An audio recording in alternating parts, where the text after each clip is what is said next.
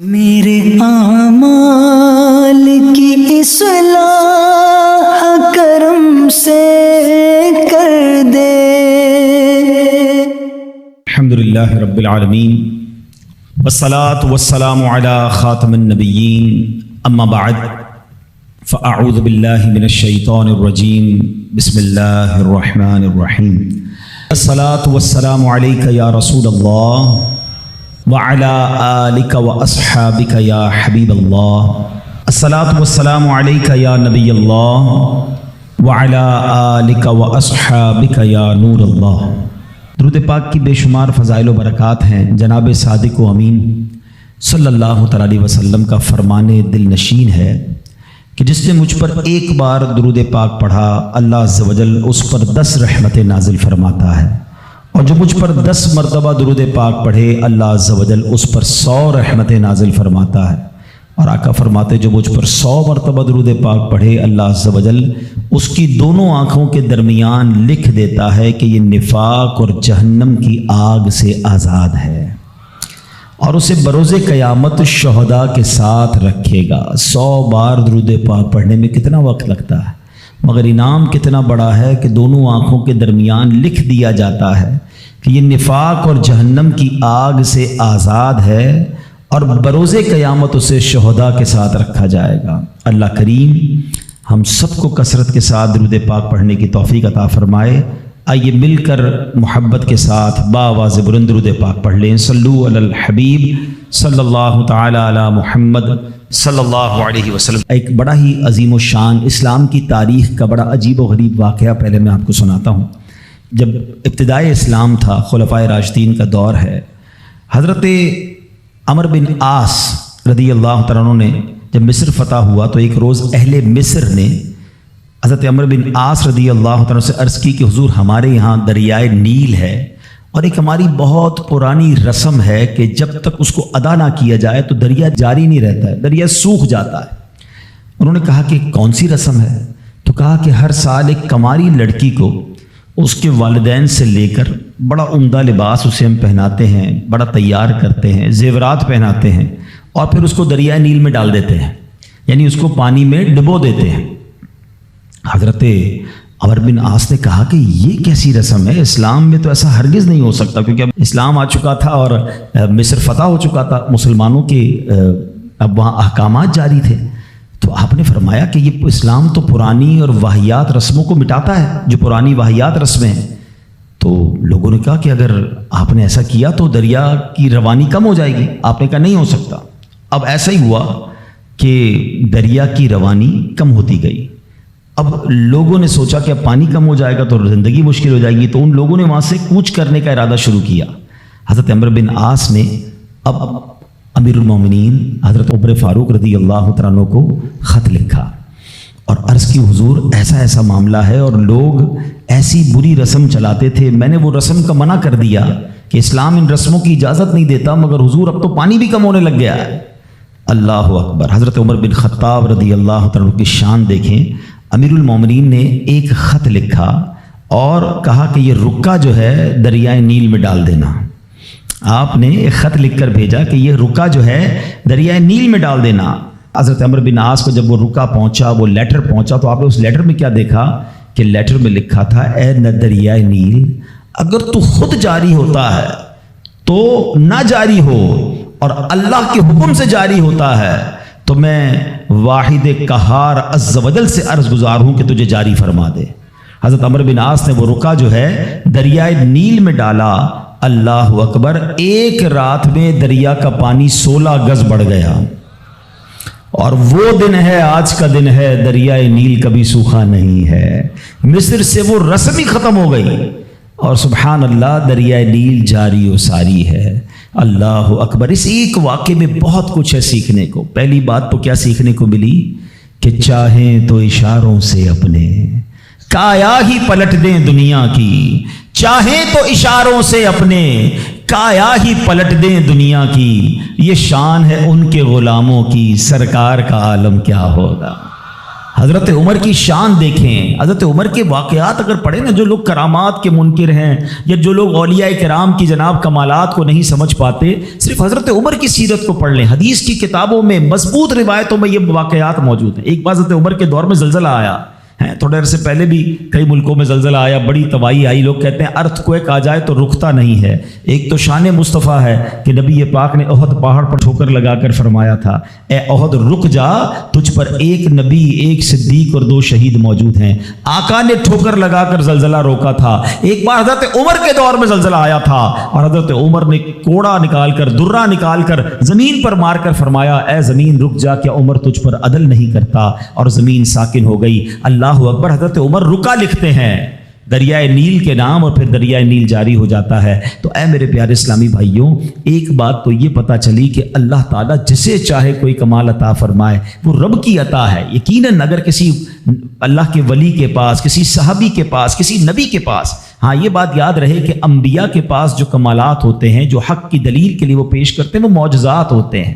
اور ایسی بات جو ہماری عقل میں نہ آئے، کسی اللہ کے ولی سے ہو، صحابہ سے ہو، تو اسے ہم کرامات کہتے ہیں۔ تو یہ سب اللہ کی عطا سے ہوتا ہے۔ بہرحال ایک تو یہ پتہ چلی، دوسری بات کیا پتہ چلی کہ اسلام جو ہے وہ کیسی کیسی واہیات رسمیں تھی جس کو ختم اسلام نے کیا، اور عورتوں کا کیسا گھٹیا اور کیسا جس کو آپ کہیں کہ واہیات استعمال تھا کہ جوان لڑکی کو ہر سال تیار کر کے دریائے نیل میں ڈال دیا جاتا تھا، غرق کیا جاتا تھا۔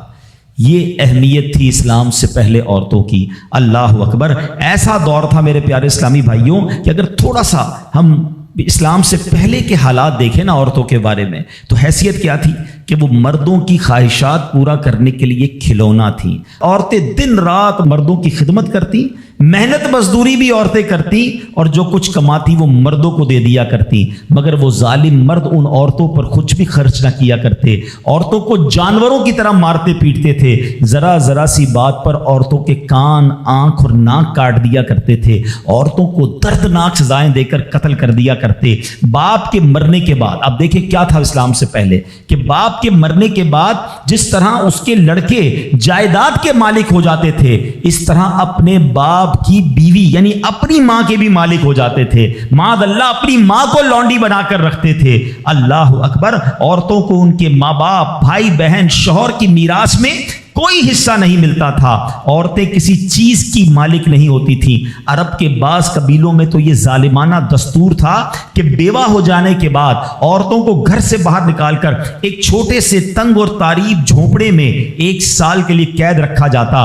کھانے پینے اور تمام ضرورتیں وہ اسی جھونپڑے میں پوری کیا کرتی تھیں۔ بہت سی عورتیں گھٹ گھٹ کر مر جاتی، جو زندہ رہ جاتی تو 1 سال بعد ان کے دامن میں اونٹ کی مینگنیاں ڈالی جاتی اور ان کو فورس کیا جاتا کہ کسی جانور کے بدن سے اپنے بدن کو رگڑیں، پھر اسی گندی حالت میں پورے شہر پر ان کا چکر لگایا جاتا تھا، اور گویا یہ اعلان ہوتا تھا کہ اس عورت کی اب عدت ختم ہو گئی ہے۔ اللہ اکبر۔ ایسی ایسی رسمیں تھیں، ایسے رواج تھے۔ عورتیں بلبلاتی، روتی، تڑپتی، مگر ان عورتوں کے زخموں پر کوئی مرہم رکھنے والا نہیں تھا، کوئی فریاد سننے والا نہیں تھا۔ اللہ اکبر۔ 12 ربیع الاول کی صبح صادق کے وقت کائنات میں ایک ایسا نور جلوہ گر ہوا، ایک ایسی شخصیت آئی جہاں جس نے جہالت کے اندھیروں کو ختم کیا، وہاں ساری دنیا کی عورتوں کے لیے ایک ایسے دکھ کا مداوع بن کر آئے۔ نبی پاک علیہ الصلوۃ والسلام ایسے احکامات لے کر آئے، اتنی پیاری شریعت اور مذہب لے کر آئے جس میں اللہ کے دین نے عورتوں کو ایسا مقام عطا کیا کہ سبحان اللہ، عورتوں کی قسمت کا ستارہ چمک اٹھا۔ اسلام کی بدولت ظالم مردوں کے ظلم و ستم سے کچلی اور روندی ہوئی عورتوں کا درجہ اس قدر بلند ہوا کہ عورت معاملات زندگی اور موت کے ہر مرحلے پر عورت کو باوقار مقام حاصل ہوا۔ مردوں کی طرح عورتوں کے بھی حقوق جو ہے وہ بیان کیے گئے، عورتوں کی حفاظت کے لیے احکام خداوندی نازل ہوئے، عورتوں کو مالکانہ حقوق مل گئے، عورتیں اپنے مہر کی رقموں، اپنی تجارتوں، اپنی جائیدادوں کی مالک بنا دی گئیں، اپنے ماں باپ، بھائی بہن بہن اولاد اور شوہر کی میراثوں کی وارث قرار دی گئیں۔ الغرض وہ عورتیں جو مردوں کی جوتیوں سے بھی زیادہ ذلیل و خوار تھیں، انتہائی مجبور و لاچار تھیں، وہ مردوں کے دلوں کا سکون اور ان کی گھروں کی ملکہ بن گئیں۔ چنانچہ قرآن مجید صاف صاف لفظوں میں خواتین کے، عورتوں کے حقوق بیان کرتے ہوئے ارشاد فرماتا ہے، بسم اللہ الرحمن الرحیم، خلق لکم من انفسکم ازواجا لتسکنوا الیہا وجعل بینکم مودۃ ورحمہ۔ قرآن کہتا ہے تمہارے لیے تمہاری جنس سے جوڑے بنائے کہ ان سے آرام پاؤ اور تمہارے آپس میں محبت اور رحمت رکھی۔ اب کوئی مرد نہ عورتوں کو مار پیٹ سکتا ہے، نہ ان کو گھروں سے نکال سکتا ہے، اور نہ کوئی ان کے مال و اسباب یا جائیدادوں کو چھین سکتا ہے، بلکہ ہر مرد پر مذہبی طور پر عورتوں کے حقوق ادا کرنے لازم ہیں۔ اللہ اکبر، گویا اسلام نے ظلم کا دروازہ بند کر دیا، کبھی ماں کے روپ میں، کبھی بیٹی کے روپ میں، کبھی بہن کے روپ میں، تو کبھی زوجہ کے روپ میں۔ اللہ اکبر، عورت کو ایک ایسا مرتبہ عطا فرما دیا کہ عورت کسی بھی روپ میں ہو، جب بھی اس کے جناب حقوق تلف کیے جائیں گے، نا انصافی کی جائے گی، اسلام وہاں پر اپنا کردار ادا کرتا ہے۔ اسلامی قوانین سامنے آتے ہیں، عورتوں کے حقوق بیان کیے جاتے ہیں۔ آؤ سب سے پہلے بات کرتے ہیں بیٹی کی۔ کتنی بڑی نعمت اسلام نے قرار دی، مگر آپ جانتے ہیں اسلام سے پہلے بیٹی کا حال کیا ہوتا تھا؟ اللہ اکبر، بیٹی کی پیدائش کو شرمندگی سمجھا جاتا تھا۔ کسی کے یہاں بیٹی پیدا ہو جائے وہ لوگوں کے سامنے آتا نہیں تھا، کئی مہینے تک چہرہ نہیں دکھاتا تھا، یعنی وہ سمجھتا تھا کہ میری بہت بڑی ذلت ہو گئی ہے کہ میرے یہاں بیٹی ہو گئی۔ اللہ اکبر، بیٹیوں کو زندہ درگور کیا جاتا تھا، بیٹی کو بھی مار دیا جاتا اور بیٹی کی وجہ سے اس کی ماں کو مار دیا جاتا تھا۔ اللہ اکبر، قرآن کیا کہتا ہے؟ سبحان اللہ، کیسا پیارا مذہب ہے، کتنا شاندار ہمارا دین ہے۔ اللہ کا کلام کہتا ہے وَإِذَا بُشِّرَ أَحَدُهُمْ بِالْأُنثَىٰ ظَلَّ وَجْهُهُ مُسْوَدًّا وَهُوَ كَظِيمٌ۔ قرآن کہتا ہے جب ان میں کسی کو بیٹی ہونے کی خوشخبری دی جاتی ہے تو دن بھر اس کا منہ کالا رہتا ہے، يَتَوَارَىٰ مِنَ الْقَوْمِ مِنْ سُوءِ مَا بُشِّرَ بِهِ، اور وہ غصہ کھاتا ہے اور لوگوں سے چھپتا پھرتا ہے اس بشارت کی برائی کے سبب سے۔ اللہ اکبر، اَيُمْسِكُهُ عَلَىٰ هُونٍ أَمْ يَدُسُّهُ فِي التُّرَابِ، کیا اسے ذلت کے ساتھ رکھے گا یا اسے مٹی میں دبا دے گا؟ أَلَا سَاءَ مَا يَحْكُمُونَ، ارے بہت ہی برا حکم لگاتے ہیں۔ اللہ اکبر، اب جناب ہوتا کیا تھا کہ بچیوں کو زندہ دفن کیا جاتا، مگر اس معاشرے میں ایسے لوگ بھی تھے جن کو اللہ نے کیسا نرم دل دیا تھا۔ حضرت صعصع، سنیے گا، حضرت صعصع بن ناجیہ رضی اللہ تعالیٰ عنہ کا معمول کیا تھا کہ وہ خود کہتے ہیں نبی پاک کی بارگاہ میں آ کر، حضور میں دیکھتا تھا کہ جب کسی کو گھر میں بچی پیدا ہوتی تھی اور اس کو وہ دفنانے کا ارادہ کرتا تھا، میں اس کے گھر جاتا، کہتا کچھ پیسے لے لو، بچی مجھے دے دو، دفنانا نہیں، میں اس کی کفالت کروں گا۔ کہتے حضور 360 بچیوں کو میں نے دفن ہونے سے بچایا، لیکن ایمان نہیں لایا تھا۔ 2 اونٹنیاں دی، 10 اونٹنیاں دی، بعض اوقات میں نے حاملہ 10 اونٹنیاں دے کر اور ایک اونٹ فدیہ دے کر بچیوں کو بچایا۔ حضور کیا میرے اس زمانے کا وہ عمل مجھے کوئی اجر دے گا؟ ایمان تو نہیں لایا تھا مگر یہ نیکی کر کے آیا ہوں۔ اللہ کے حبیب نے کتنا پیارا جواب دیا، فرمایا اجر تو تمہیں مل گیا نا، تم ایمان لے آئے، دیکھو اس نیکی کے سبب تمہیں اسلام مل گیا۔ اور سنو، ہم تو یہ کہیں گے صرف اسلام نہیں ملا بلکہ وہ تو صحابی بھی بن گئے ہیں، اللہ کے نبی کے دور میں ایمان لے آئے نا، پیارے آقا کی صحبت اختیار کر لی تو اللہ نے ایمان بھی دیا، صحابی بھی بنا دیا۔ لیکن میرے پیارے اسلامی بھائیوں، ایسا حال تھا کہ بچیوں کو پھینک دیا جاتا تھا۔ اب یہاں میں تھوڑی سی بات آج کے دور کی بھی کرنا چاہوں گا۔ ہم انشاءاللہ قرآنی احکام عورتوں کے بارے میں بھی سنیں گے اور ساتھ ساتھ اپنی تربیت بھی کرتے جائیں گے۔ ہم میں سے بہت سارے بیٹیوں والے ہوں گے، مگر کیا یہ خبریں نہیں آتی کہ بچی کی پیدائش کی وجہ سے ماں کو برا بھلا کہا جاتا ہے، گھروں میں جھگڑے ہیں، معاذ اللہ اب بھی یہ خبریں آتی ہیں کہ بچی پیدا ہوئی تو کچرا کنڈی پر پھینک دی گئی۔ یہ تو پھر سے ہم لگتا ہے اسی دور میں جا رہے ہیں۔ اسلام جو بچیوں کے حقوق لے کر آیا، اسلام جو بچیوں کو برا ماننے کے خلاف عمل کرنے کا ہمیں حکم دیتا ہے، بلکہ سنو حدیثیں کیسی ہیں۔ اے بچیوں والو تمہیں مبارک ہو، اے بیٹیوں والو تمہیں مبارک ہو، اپنی بیٹیوں کو کبھی برا نہ سمجھنا۔ نبی پاک علیہ الصلوۃ والسلام فرماتے ہیں جس شخص کے بیٹی ہو وہ اسے زندہ دفن نہ کرے، اسے ذلیل نہ سمجھے اور اپنے بیٹے پر اسے ترجیح نہ دے تو اللہ عز و جل اسے جنت میں داخل کر دے گا۔ ایک اور جگہ نبی پاک فرماتے ہیں اللہ اکبر، یہ حدیث تو میں کہتا ہوں ختم ہے نا، اس کے بعد الفاظ ہی نہیں بچتے۔ بہت ساری بیٹیوں کی فضیلت کی حدیث ہے، مگر یہ حدیث ادھر جا کے لگتی ہے, دل کو چھو لیتی ہے. سنو تو صحیح اس کے الفاظ کیا ہیں. اللہ کے نبی فرماتے ہیں بیٹیوں کو برا مت کہو, میں بھی بیٹیوں والا ہوں. ہائے ہائے, ختم ہو گئی نا بات ہے. اللہ کے نبی نے صلی اللہ تعالی وسلم نے اپنی نسبت بیٹیوں کی طرف فرمایا میں بھی بیٹیوں والا ہوں. بے شک بیٹیاں تو بہت محبت کرنے والیاں, غم گسار اور بہت زیادہ مہربان ہوتی ہیں. ایک اور حدیث سنو, نبی پاک فرماتے ہیں جو شخص 3 بیٹیوں یا بہنوں کی اس طرح پرورش کرے کہ ان کو ادب سکھائے. اب اسلام یہاں پر نہ صرف بیٹیوں کا درس دے رہا ہے, اے بہنوں والوں تمہیں بھی مبارک ہو. بہنوں کو حقیر نہ سمجھنا, یہ ان لوگوں کے لیے بھی درس ہے. اسلام جب نہیں آیا تھا نا تو بہنوں کے حقوق نہیں تھے, ان کو کوئی ورثے میں حق نہیں دیتا تھا, بہنوں کی شادیاں نہیں کرواتے تھے. مگر آج بھی کچھ قبائل سنا ہے ایسے ہیں, آج بھی بدبخت کچھ لوگ ایسے ہیں جو بہنوں کے حق دبا لیتے ہیں. ارے بہنیں تو غم گسار ہوتی ہیں, بہنیں تو بھائیوں کا مان ہوتی ہیں. ارے بہنیں ہوتی ہیں تو گھر میں رونق ہوتی ہے. ارے بہنوں کو عزت دیا کرو, بہنوں کو پیار دیا کرو. اور آج جو بہنوں کا حق دباتے ہیں, آج جو بہنوں کو ذلیل کرتے ہیں, نہ کرنا. ہمارا اسلام بہنوں سے محبت کا درس دیتا ہے. سنو بیٹیوں والوں اور بہنوں والوں, اللہ کے حبیب کیا فرماتے ہیں صلی اللہ تعالی علیہ وسلم, میرے نبی کا فرمان ہے کہ جس کی 3 بیٹیاں یا بہنوں کی اس طرح پرورش کرے, ان کو ادب سکھائے, ان سے مہربانی کا برتاؤ کرے, یہاں تک کہ اللہ عز و جل اسے بے نیاز کر دے, یعنی ان کا نکاح ہو جائے, تو اللہ تعالیٰ اس کے لیے جنت واجب فرما دیتا ہے. یہ ارشاد سن کر ایک صحابی کھڑے ہو گئے. صحابہ کے سوال بھی بڑے کمال کے ہوتے ہیں. یقین کرو ہمارے بہت سارے کام سیدھے جو ہے نا, ہمارے لیے بہت ساری آسانیاں صحابہ کے سوالات نے کر دی. اب ہو سکتا ہے یہاں میرا کوئی بھائی ایسا بیٹھا ہو جس کی 3 بیٹیاں نہ ہوں, وہ کہتا ہے میری تو 2 ہیں. صحابی نے سوال کیا حضور اگر 2 لڑکیوں کی پرورش کرے, تو ارشاد فرمایا اس کے لیے بھی یہی اجر و ثواب ہے. راوی فرماتا ہے یہاں تک کہ اگر ایک بیٹی کا بھی لوگ ذکر کرتے تو نبی پاک اس کے بارے میں یہی فرماتے. مگر ایک روایت اور بھی موجود ہے کہ ایک صحابی نے کھڑے ہو کر کہا حضور اگر کسی کی ایک بیٹی ہو, اللہ کے نبی نے فرمایا ایک بیٹی ہو تو بھی جنت واجب ہو جاتی ہے. بیٹیوں پر شکایت, بیٹیوں پر منہ چڑھاتے ہو, بیٹیوں پر لڑائی کرتے ہو, اللہ اکبر, یہ تو جنت میں جانے کا ٹکٹ ہے. تو اپنی بیٹیوں سے پیار کریں. اور باپ جتنے بیٹھے نا, مجھے پتا ہے وہ میری بات کی تائید کریں گے, شاید پیدائش پہ منہ چڑھایا ہوگا کسی نے, لیکن آج بھی باپ سے زیادہ کلوز بیٹی ہی ہوتی ہے. پیار وہ باپ سے بیٹی ہی کرتی ہے. گھر جاؤ تو بیٹی باپ کا انتظار زیادہ کرتی ہے. مگر نہ جانے کیوں بیٹی کی پیدائش کو. اچھا پھر اگر بیٹیاں ہو بھی گئیں, کسی کی 3 ہو گئیں, 4 ہو گئیں, نہیں ہو رہا بیٹا, تو کس بات کی لڑائی ہے؟ کیا عورت کے ہاتھ میں ہے کہ وہ بیٹا پیدا کرے؟ خامہ خائی گھر میں جھگڑا, تانے دینا اس بیچاری کو. اب تو میڈیکل سائنس بھی کہتی ہے جناب وہ کسی ایک کا قصور ہی نہیں ہے, اللہ کی دین ہے.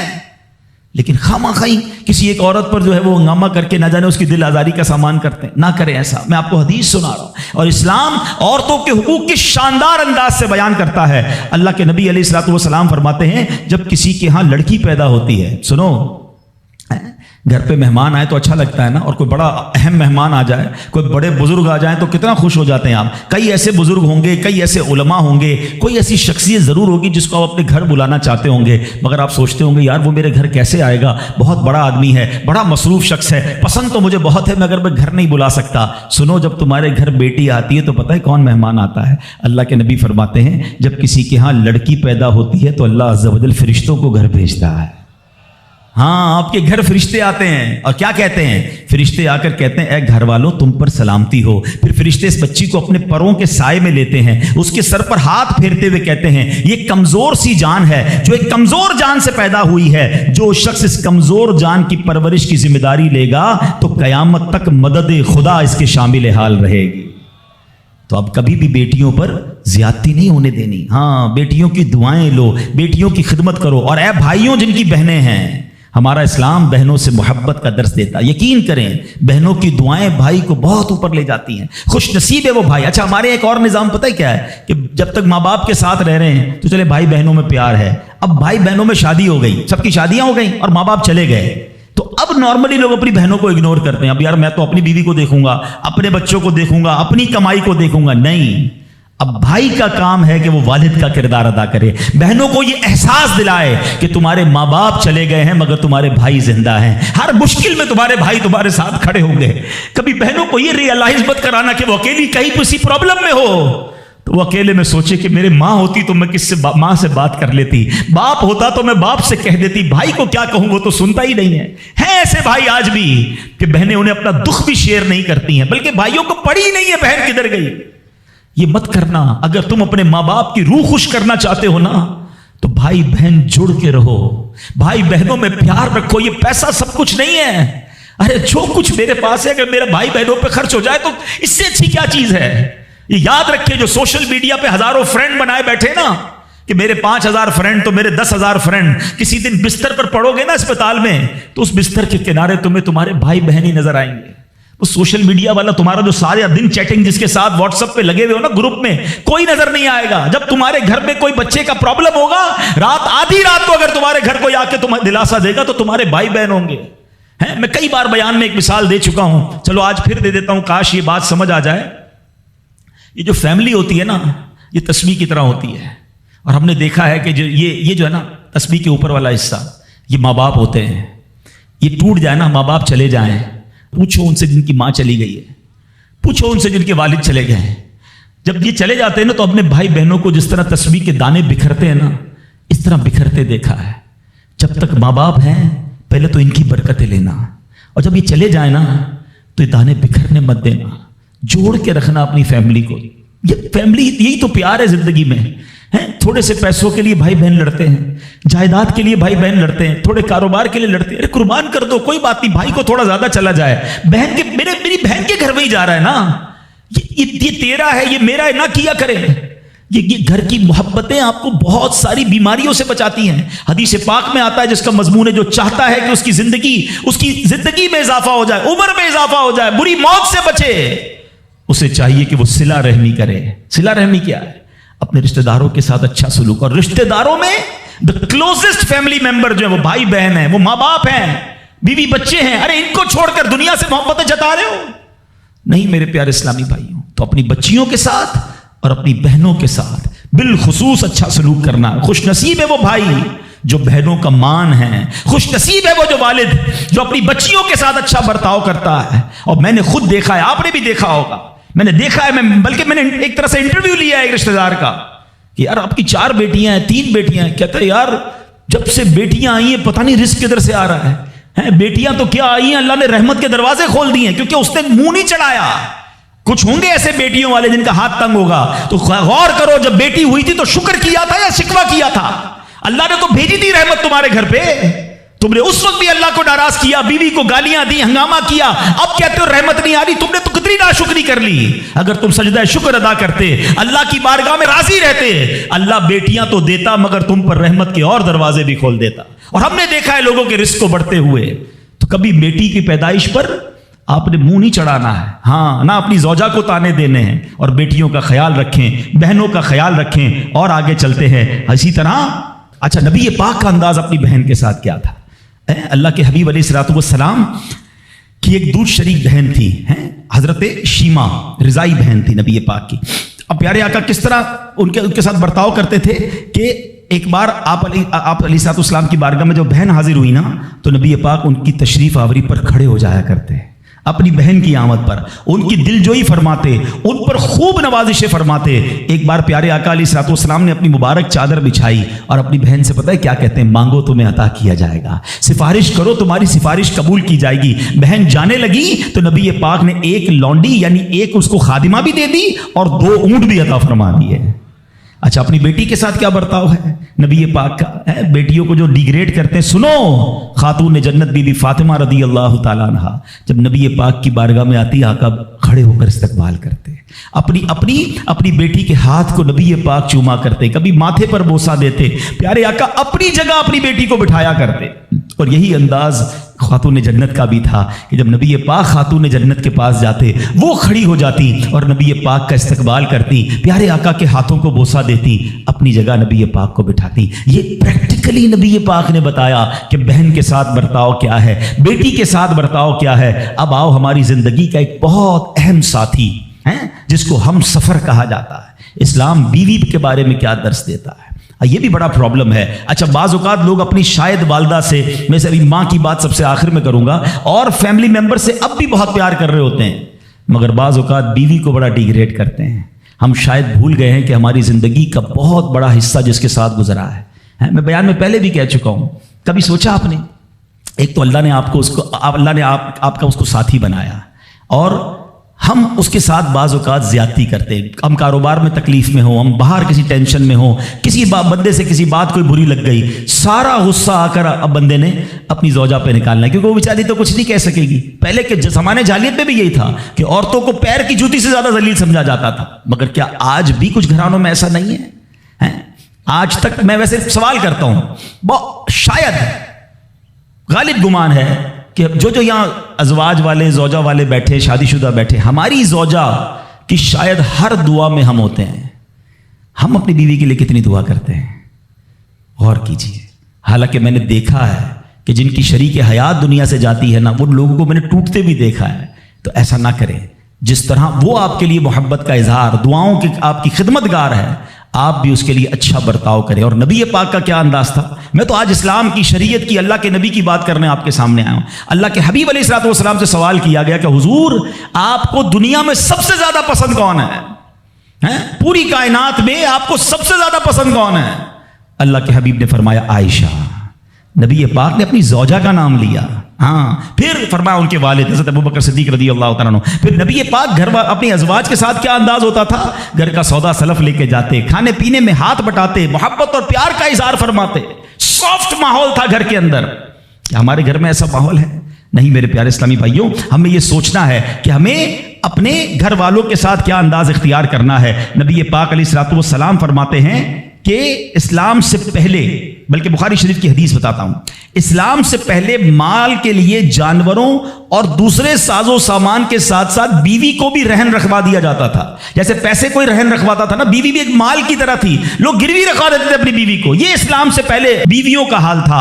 اللہ اکبر. اسلام نے نکاح کے ذریعے عورت کو مرد کے آدھے ایمان کا محافظ قرار دے دیا. قرآن کہتا ہے وَعَاشِرُوهُنَّ بِالْمَعْرُوفِ، ان سے اچھا برتاؤ کرو. اسلام نے بیویوں کے ساتھ اچھا برتاؤ کرنے والے کو سب سے بہترین قرار دیا. اللہ اکبر. خواتین تو میں کہتا ہوں، میں یہاں انشاءاللہ اس بات کو بھی، اگر واقعی عقل مند خواتین اس بیان کو سنیں گی تو وہ جو مسکنسپشن پیدا کیا جاتا ہے کہ جناب اسلام میں عورتوں کو آزادی نہیں ہے، جناب اسلام میں عورتوں کے لیے گھٹن ہے. اللہ اکبر. ذرا پہلے اسلام سے پہلے کے حالات پڑھو اور اس کے بعد اسلام کے آنے کے بعد عورتوں کو کیا شاندار مقام میرا دین دیتا ہے. اللہ کے نبی نے دا بیسٹ لوگوں کی جب مثال بیان کی، بہترین لوگوں کی مثال بیان کی، تو نبی پاک فرماتے ہیں، ترمذی کی حدیث ہے، سب سے بہتر وہ ہے جو اپنے اہل کے لیے بہتر ہو، یعنی اپنی فیملی کے لیے بہتر ہو. اور آقا فرماتے سنو میں تم سب سے زیادہ اپنے اہل کے لیے بہتر ہوں. نبی پاک سب سے زیادہ اپنی فیملی کے لیے بہتر. نبی پاک علیہ الصلوۃ والسلام سے ایک شخص نے پوچھا حضور شوہر پر بیوی کا کیا حق ہے؟ تو آپ نے فرمایا جب وہ کھائے، یعنی شوہر کھائے تو بیوی کو کھلائے، جب لباس پہنے اسے بھی پہنائے، اس کے چہرے پر نہ مارے، اسے بدصورت نہ کہے، اور اگر سمجھانے کے لیے اس سے علیحدگی کرنی پڑے تو گھر میں ہی علیحدگی کرے. اللہ اکبر. ایک بار حضرت عمر فاروق رضی اللہ تعالیٰ کی بارگاہ میں، سنیے گا بڑا دلچسپ واقعہ. سیدنا عمر فاروق کا کتنا بڑا نام ہے. آپ کے جلال کی، آپ کی عدالت کی مثالیں دی جاتی ہیں. بڑے بڑے لوگ آپ کے سامنے تھر تھر کانپتے تھے. حضرت عمر کا حال یہ تھا، آپ کا گھر میں انداز کیا تھا کہ ایک شخص آیا کہ میں حضرت عمر کے پاس جاؤں اور بتاؤں میری بیوی جو ہے مجھ سے اس طرح بات کرتی ہے، اور میرا وہ انداز نہیں ہوتا جو شوہر کے سامنے ہونا چاہیے. ہوتا ہے گھروں میں، ہو جاتا ہے. تو حضرت عمر کے دروازے پر پہنچا نا، تو اندر سے اسے سیدنا عمر فاروق رضی اللہ تعالیٰ عنہ کی زوجہ ام کلثوم رضی اللہ تعالیٰ عنہ کی ناراضگی کی عالم میں گفتگو کرتے ہوئے سنا. وہ حضرت عمر سے بات کر رہی تھی. تو وہ شوہر سوچنے لگا کہ میں تو اپنی بیوی کی شکایت لے کر آیا تھا، حضرت کے تو گھر کا بھی معاملہ ہی ایسا ہی ہے. تو وہ کہتے میں واپس ہونے لگا. حضرت عمر نے بلا لیا، کہا کیوں آئے تھے؟ تو کہا کہ میں تو حضرت اپنی بیوی کی شکایت کرنے آیا تھا، مگر میں آپ کے دروازے پر آیا، آپ کے گھر کا ماحول دیکھا تو میں سمجھ گیا ہم دونوں ایک ہی معاملے میں ہی ہیں، آپ کا بھی ویسا ہی حال ہے. اب حضرت عمر نے جو ان کی تربیت فرمائی نا، آپ نے فرمایا میری بیوی کے مجھ پر چند رائٹس ہیں، چند حقوق ہیں، مجھے اس سے چند فائدے حاصل ہوتے ہیں جس کی بنا پر میں اس سے درگزر کرتا ہوں. پہلا یہ کہ یہ میرے لیے جہنم کی آڑ ہے، میرا دل اس کی وجہ سے حرام کاموں سے بچا رہتا ہے. نمبر 2، جب میں گھر سے نکل جاتا ہوں یہ میری خزانچی بن جاتی ہے، یعنی میرے مال کی نگہبان بن جاتی ہے، میری دھوبن بن جاتی ہے، میرے کپڑے دھوتی ہے، میرے بچے کی پرورش کرتی ہے، میرے لیے روٹیاں اور کھانے پکاتی ہے. تو وہ شخص کہتا ہے یہ سارے فائدے تو مجھے بھی اپنی بیوی سے حاصل ہیں، تو میں تو کبھی درگزر سے کام نہیں لیتا. وہ مجھے کہتی میں اسے لڑنا شروع کر دیتا ہوں. کہتا آج آپ کی بات سے نصیحت مل گئی، اب میں اپنی بیوی کی چھوٹی ماٹی باتوں کو میں بھی درگزر کر دوں گا. کتنی پیاری بات بتائی. ہم وہ ساری باتیں بھول جاتے ہیں, ایک غلطی پر پکڑ لیتے ہیں, ایک غلطی پر ڈانٹتے ہیں. ہر غلطی پر جناب ایسا نہیں ہوتا, ہر غلطی کی سزا سزائے موت نہیں ہوتی ہے. ہم غلطیاں نہیں کرتے. اگر جس طرح ہم اپنی بیوی کو اور غلطی پر ڈانٹتے وہ ڈانٹنا شروع کر دے پھر کیا حال ہوگا؟ تو ایسا نہ کرے. وہ بھی دل رکھتی ہے. ہم نے کسی انسان سے شادی کی ہے, کمپیوٹر سے نہیں کی, ٹھیک ہے نا. تو کمپیوٹر بھی آج کل وائرس آ جاتا ہے, تو وہ تو انسان ہے, غلطی ہو گئی, کوئی بات نہیں. تو سبحان اللہ, اتنا پیارا مذہب ہے. اور اب آؤ, اسلام نے عورت کو جو ایک اور روپ دیا ہے, ایک اور مقام دیا ہے, اور وہ مقام ماں کا مقام دیا ہے. اور ماں کے قدموں تلے جنت فرمایا. ماں کا کیا مقام دیا کہ ماں کو محبت کی نگاہ سے دیکھ لو تو حج مقبول کا ثواب ہے.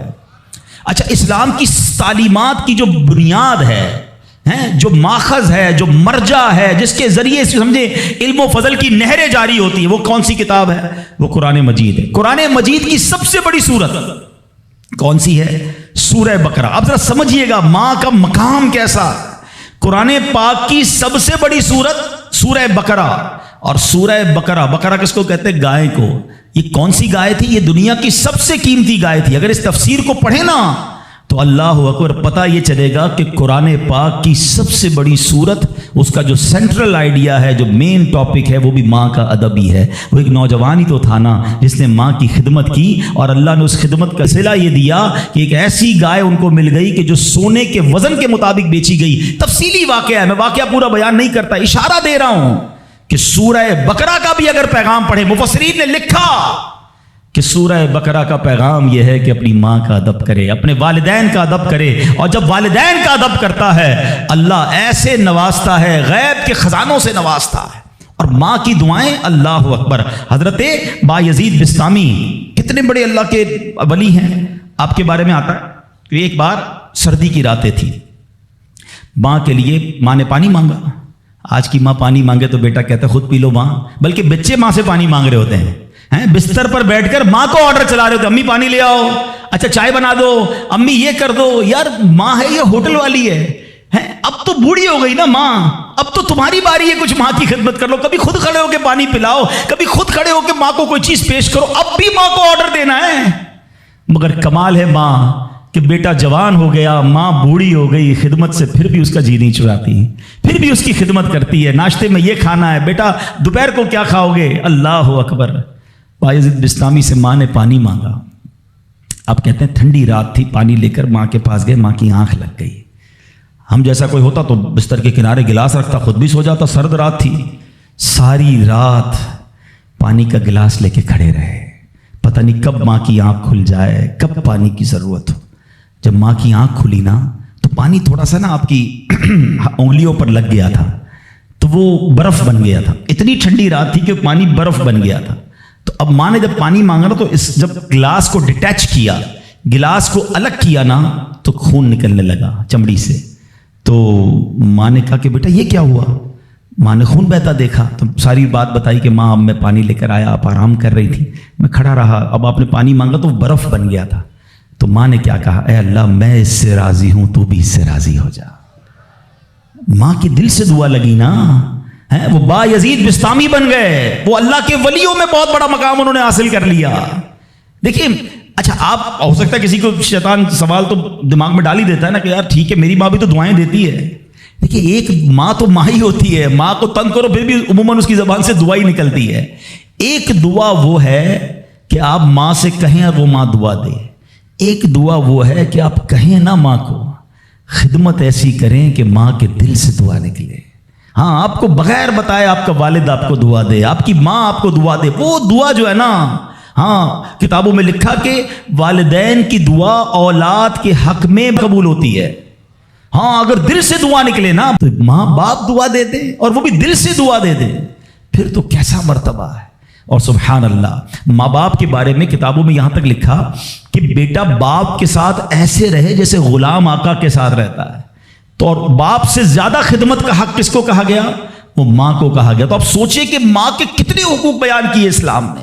تو مبارک ہو ان خواتین کو, ماشاءاللہ ہمارا اسلام کس کس موقع پر عورت کے کیسے حقوق بیان کرتا ہے. اور سبحان اللہ، ایک بار نبی پاک علیہ الصلوۃ والسلام سے سوال ہوا، سوال کرنے والے نے بھی کتنا پیارا سوال کیا، اور یہ حدیث بخاری کی حدیث ہے. اللہ کے نبی علیہ الصلوۃ والسلام سے عرض کیا، حضور میرے حسن اخلاق کا سب سے زیادہ حقدار کون ہے، کون ڈیزرونگ ہے، سب سے زیادہ مجھے کس کے ساتھ حسن اخلاق کرنا ہے. حدیث کا خلاصہ نبی پاک نے فرمایا تیری ماں. پھر پوچھا حضور اس کے بعد سیکنڈ؟ فرمایا تیری ماں. کہ حضور اس کے بعد؟ فرمایا تیری ماں. 3 بار. پھر کہ حضور اس کے بعد؟ فرمایا تیرا والد. اچھا اب یہاں یہ حدیث تو پوری ہو گئی، مگر سبحان اللہ، اچھا کوئی نارمل آدمی حدیث، جو لوگ کہتے ہیں نا بھائی کسی مفتی صاحب کی کیا ضرورت ہے، تفسیر کی کیا ضرورت ہے، خود ہی قرآن پڑھ لو، خود ہی حدیث پڑھ لو. آج کے دور میں کوئی نارمل آدمی حدیث پڑھے تو خدا نہ خواستہ اس کا رزلٹ کیا لے گا؟ چلو بھائی اب والد کو پوچھنا ہی نہیں ہے، 3 بار ماں کا فرمایا نبی پاک نے، ماں کی خدمت کرو، ابا کو ڈالو سائڈ پہ. نہیں، اب اس کی انٹرپریٹیشن پڑھنا ضروری ہوگی، اب اس کی تفسیر اور اس کی شرح پڑھنا ضروری ہوگی. اللہ اکبر، علماء کی شان دیکھیں. پہلے تو علماء نے یہ ڈیبیٹ کیا کہ نبی پاک نے 3 بار ماں کیوں کہا، 1 بار والد کیوں کہا؟ کیونکہ اللہ کے نبی کی زبان سے جب بھی جو نکلا وہ حق نکلا، وہ ایسی فضول کوئی بات نہیں ہوتی. ہر بات جو ہے وہ بڑی لاجیکلی، بڑی ڈیٹیلڈ، اور اللہ اکبر وہ اللہ کی طرف سے عطا ہوتی ہے. سیدی اعلیٰ حضرت فرماتے ہیں نا، وہ دہن جس کی ہر بات وحی خدا، چشمہ علم و حکمت پہ لاکھوں سلام. وہ زبان جس کو سب کن کی کنجی کہیں، اس کی نافذ حکومت پہ لاکھوں سلام. علماء کہتے ہیں 3 بار جو ماں کہا ہے نا، ایسے ہی نہیں کہا. ماں کے بچے پر 3 احسان ہیں. نمبر 1، ماں بچے کو پہلے 9 ماہ اپنے پیٹ میں پالتی ہے، اس کی جسم میں کتنی تبدیلیاں ہوتی ہیں،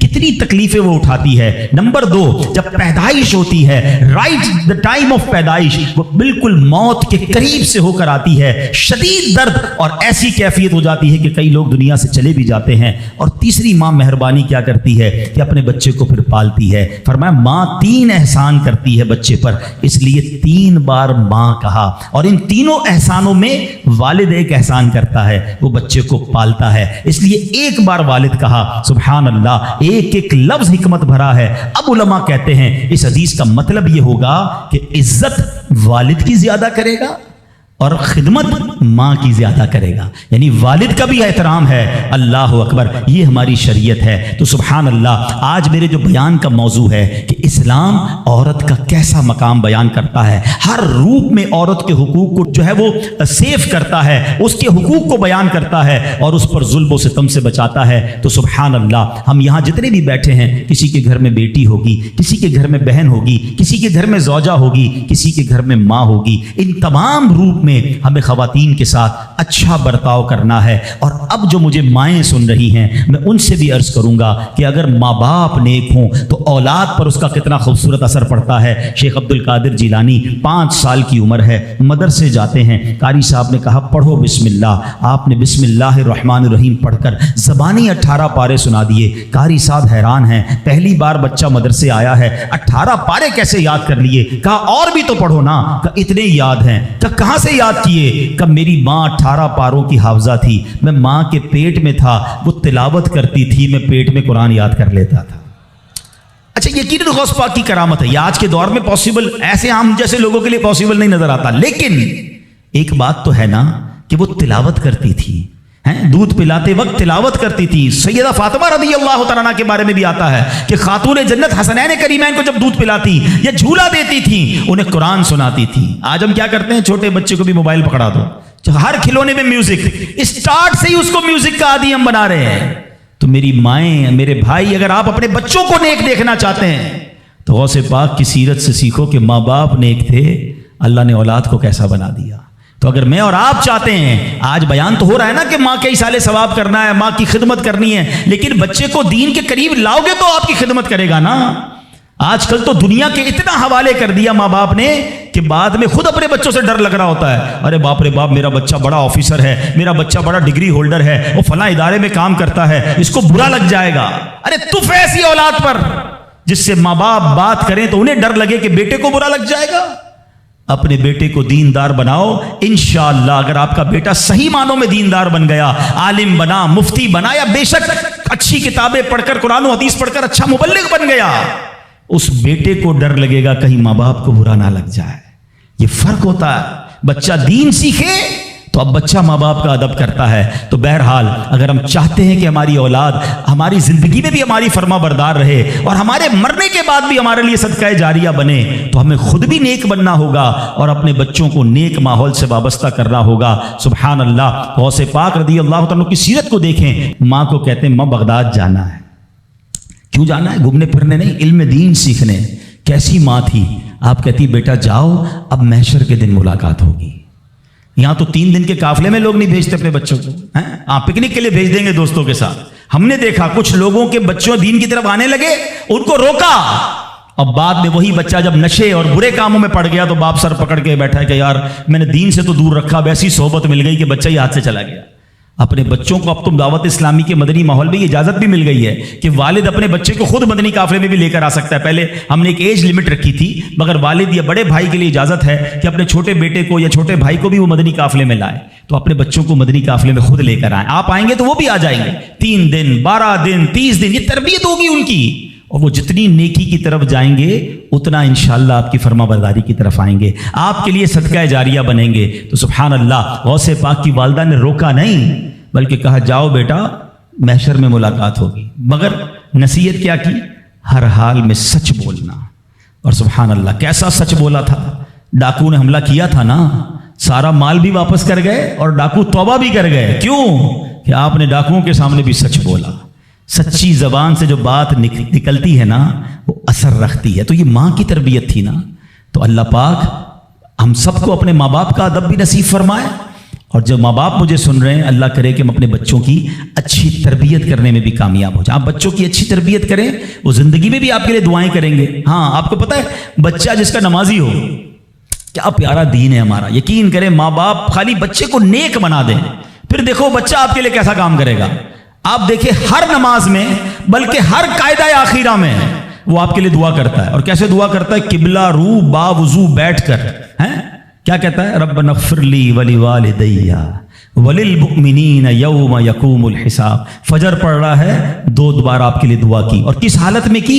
با وضو قبلہ رو بیٹھ کر. ظہر پڑھ رہا ہے سنتوں میں دعا کی، فرض میں دعا کی، پھر سنتوں میں دعا. اب کیلکولیٹ تو کرو، اگر میں کچھ نہ کروں، اپنے بچے کو زندگی میں 5 وقت کا پابند نمازی بنا دوں، میرے مرنے کے بعد بھی وہ نماز پڑھتا رہے. ارے نہ ہے میری قبر پر، روز نماز پڑھے گا، اتحیات میں بیٹھے گا، دعا کرے گا اللہ میرے ماں باپ کی بخشش فرما دے. کتنا خوبصورت مذہب ہے ہمارا، کتنا پیارا دین ہے. تو اے میرے پیارے اسلامی بھائیوں، آج یہ پیغام لے جاؤ. اولاد ایسی بنا کے جانا ہے کہ میرے زندگی میں بھی مجھے میرا بیٹا دعائیں دے، میری اولاد مجھے دعائیں دے، میری خدمت بھی کرے، اور مرنے کے بعد بھی میرے لیے صدقہ جاریہ کا باعث ہو. مگر وہ جب ہو سکے گا جب ہم خود نیک بنیں گے، اپنے بچوں کو نیک بنائیں گے. اور سبحان اللہ یہاں پر دعوت اسلامی کا ماحول ہمارے سامنے ہے جو خواتین کے لیے بھی رہنمائی کے لیے خوبصورت پروگرام رکھتا ہے. ہماری بہنوں کے لیے مدرسے موجود ہیں، جامعۃ المدینہ موجود ہیں، اسلامی بہنوں کے اجتماعات موجود ہیں، ہمارے اسلامی بھائیوں کے ہفتہ وار ویکلی اجتماعات وہ موجود ہیں. قرآن سے محبت کیجئے، قرآن سیکھیے تو صحیح کہ کیسے پڑھنا ہے. تو خود بھی اور اپنے بچوں کو بھی قرآن پڑھائیے. تو اب جو بڑے ہو گئے ہیں، دعوت اسلامی دیکھیں کتنا پیارا پلان رکھتی ہے کہ جو بچے ہیں وہ مدرسہ المدینہ جو بچوں کے اس میں داخلہ لے لیں، اور جو بڑے ہیں جو مدرسوں میں دن میں نہیں جا سکتے، جاب کرتے ہیں، کاروبار کرتے ہیں، تو آپ کی آسانی کے لیے تقریباً کراچی کی مسجدوں میں، بلکہ اگر مجھے دنیا میں کہیں بھی سن رہے ہیں تو الحمدللہ دعوت اسلامی والوں سے رابطہ کریں. ہزاروں ہزار مدرسۃ المدینہ بالغان پوری دنیا میں موجود ہیں. کاروبار سے آ کر مغرب کے بعد، عشاء کے بعد اپنے علاقے کی مسجد میں جائیں، انشاءاللہ وہاں آپ کو دعوت اسلامی والے مل جائیں گے. 15 منٹ 20 منٹ اپنے مخارج ٹھیک کر لیں، کچھ نہ کچھ تلاوت کر لیں، تاکہ روزانہ میری زبان سے کچھ قرآن پاک کے الفاظ ادا ہو جائیں. تو الحمدللہ میں امید کرتا ہوں کہ انشاءاللہ اب آپ نے نیت یہ کرنی ہے کہ ہر جمعرات اجتماع میں شرکت کریں گے انشاءاللہ. ٹھیک ہے نا؟ ہر ہفتے مدنی مذاکرے میں بھی کرم فرمائیں، اور اس کے ساتھ ساتھ مدرسۃ المدینہ بالغان اس کو تھام لیں. انشاءاللہ آپ دیکھیں گے کہ جب میں روز قرآن پاک پڑھوں گا، روز سیکھوں گا، میری زبان پر قرآن جاری ہوگا، تو میرے دل میں بھی قرآن کا نور آ جائے گا. اللہ کریم سے دعا کرتا ہوں اللہ کریم جن کے والدین حیات ہیں ان کو درازی عمر بالخیر عطا فرمائے، جن کے ماں باپ چلے گئے ان کی بے حساب مغفرت فرمائے. میں ان بچوں سے گزارش کروں گا جن کے ماں باپ ان کے پاس ہیں، ان کے پاس وقت بتایا کرو، ان کی خدمت کیا کرو، ان کی پسند کی چیزیں کبھی کبھی ان کے لیے لے جایا کرو. ماں باپ بولتے نہیں ہیں، ہاں ماں باپ نہیں بتاتے کہ ہمیں کیا کھانے میں پسند ہے یا کون سی چیز پسند ہے، ان سے پوچھا کرو. آج تک تو ہم نے ہی اپنی پسند بتائی ہے نا، امی مجھے یہ پسند ہے کھانا بنا دو تو یہ والا شربت بنا دو.